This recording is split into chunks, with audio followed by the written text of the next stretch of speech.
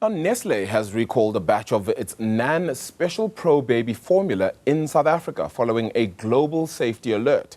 Tests found possible traces of a toxin that can cause stomach illness. Although no cases have yet been reported, caregivers are advised to check their tins and return affected products for a refund. Authorities say the recall is a precaution to protect infant health. For more on this, we speak to the National Consumer Commission Complaints and Investigations Head. That's Prudence Moilwa. Prudence, thank you so much for the time. Appreciate it. A Happy New Year to you as well, since we're apparently still saying it. But if we just talk about this started in the UK, if all the information is to believe, the UK and Ireland. How was it further then identified in the batches that came to South Africa? Yeah, as you know, I mean, we live in a global environment. So apparently this product are produced in Germany for South Africa particularly. The ones that came through to us that have been identified as affected products. So by way of, how they were distributed to South Africa, manufactured and distributed to South Africa, that is how they were identified to be products that were distributed in South Africa and further distributed to Namibia as well as Eswatini. Yeah, but Nestle has said that the entire situation is under control. From the National Consumer Commission's perspective, what does that phrase actually mean in practice? We, as the National Consumer Commission, never make statements like that. I'm sure from, the company's perspective, on the basis that there hasn't been any reported cases to them, they would then say it's under control in that sense. However, from where we are sitting as a National Consumer Commission, it is of concern because obviously it affects infants of between 0 and 12 months because it's designed or produced or manufactured for babies.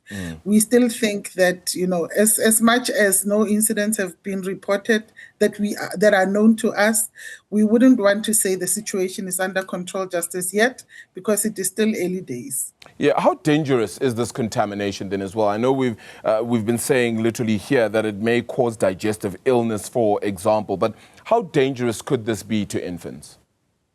Yeah, I think from the health assessment, in terms of the report from the Department of Health, though we identified this as a precautionary recall, it is a safety recall from our end because, with the identified side effects, we can say that if, for example, it finds a baby or an infant with maybe compromised immunity or even, in whatever circumstances or illnesses that they might have, it might find them vulnerable. So we view this as serious and as a safety concern, and we are much more concerned because it affects infants, as I've already said.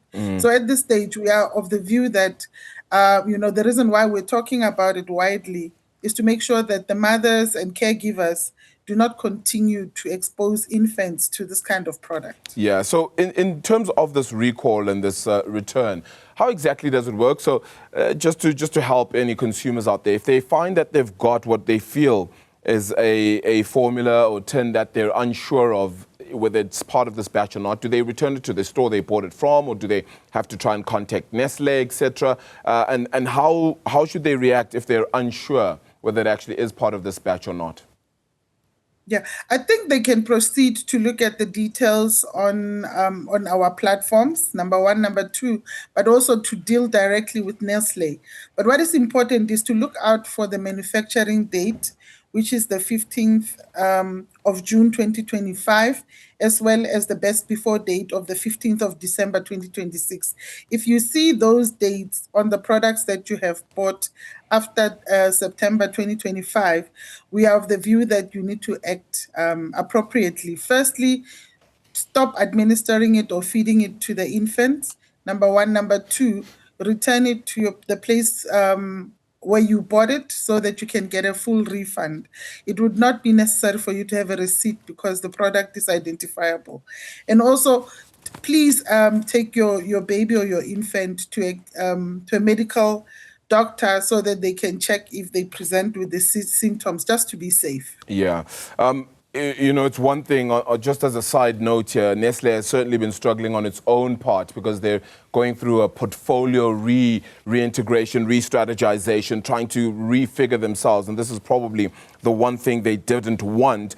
But the question mark then would remain whether, on your part, whether sanctions or any kind of recourse would be issued against Nestle on the basis of something like this happening. Or is this pretty much par for the course and now weariness would remain? Yeah, look, in terms of the Consumer Protection Act, it makes room for product recalls, which I think from the legislation perspective, it's an acceptance that things can go wrong.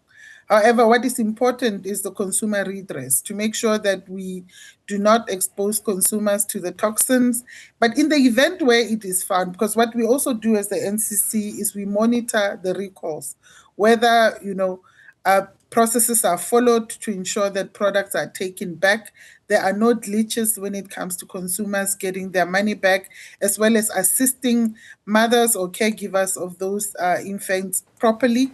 If there are any problems, then we might move with an investigation. So far, we have not identified any problems because it's early days. But in any kind of product recall, we monitor the recall. We only move to investigate and perhaps seek penalties if processes are not followed or there is some form of negligence involved when it comes to the recall itself. How long is the recall for? I mean, I would imagine that there's a specific period, right? Or does the recall just consist of whenever, and as long as you have the item in question, which is, as you put forward, the best before dates? Yeah. Look, the recall effectively remains in force as long as consumers are, because we want to enable consumers to be able to return the product for as long as they can. But there would be a stage where the recall is closed. Even after the closure of a recall, consumers are still entitled to return the products. The redress mechanisms in terms of the CPA are such that consumer interests are protected. Okay. Very important, I think, for people to understand that part, just in case the realization of this is a little bit later than initially sought out. It's the largest recall by Nestle in Nestle's history, actually, this is. How do we work with, even if it's European regulators, whether it be those that are manufactured in Germany for South Africa, working with UK regulators and the like as well, to ensure that customers are pretty much made aware of these things timeously, as is the case right now, for future incidents or any of the sort? Yeah, our main concern from our part is the South African consumers and, of course, consumers in the region. Hence, we are communicating. In other countries, I would suppose they do the same. However, I would like to also state that, when the regulators do meet from time to time, global regulators, we do also, emphasize the importance of talking to consumers, ensuring that product safety is prioritized and making sure that the message goes out there. And where necessary, we hold, manufacturers and suppliers accountable.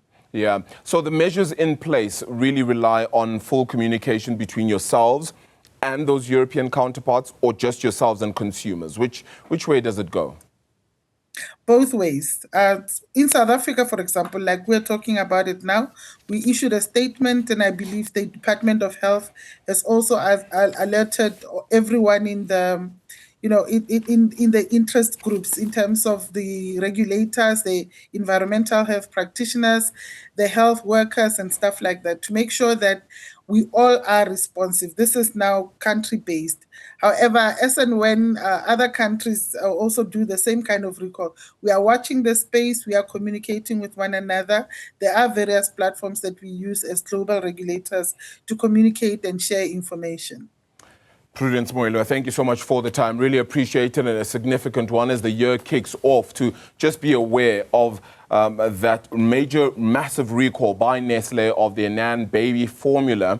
Just really looking out for those expiry dates really being a very important part. The NCC's Complaints and Investigations Head, Prudence Moilwa.